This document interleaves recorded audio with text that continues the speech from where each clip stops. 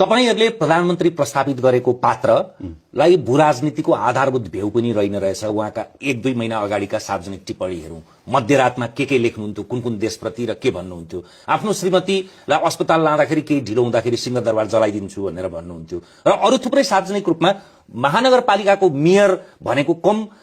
जिम्मेवार मान्छे होइन नि। अमेरिकाको, चाइनाका महानगरका मेयरहरू भावी प्रधानमन्त्री हुन्थे, हाम्रो पनि सायद अब हुन पनि सक्नु होला, तर हुन पनि सक्नु होला हैन, उहाँ नै हुनुहुन्छ। त्यतिसम्म भेउ नभएको पात्र मनोनयन पत्र दर्ता गर्ने दिनमा 10,000 शुल्क लाग्छ, त्यसको पत्र भरेर जानुपर्छ भन्ने शुद्ध भेउ र त्यो टिम बनाउन नसक्ने पात्रलाई प्रधानमन्त्रीको प्रत्याशी बनाउनु भएको छ। पार्टी सभापतिले मनोनयन पत्र दर्ताकै दिन पनि 1 करोड धरौटी तिर्नुपर्ने, अलि अगाडि 3 करोड धरौटी तिर्नुपर्ने, त्यसको पनि फर्चौट नहुनु सक्ने अवस्थाको तपाईहरुको पार्टीको सभापति हुनुहुन्छ भने खाली ऊर्जा मात्रै, आवेग मात्रै, उत्तेजना मात्रै परिवर्तनका लागि पर्याप्त सरदम हो कि अनुभव पनि चाहिन्छ र अरु थुप्रै कुराहरू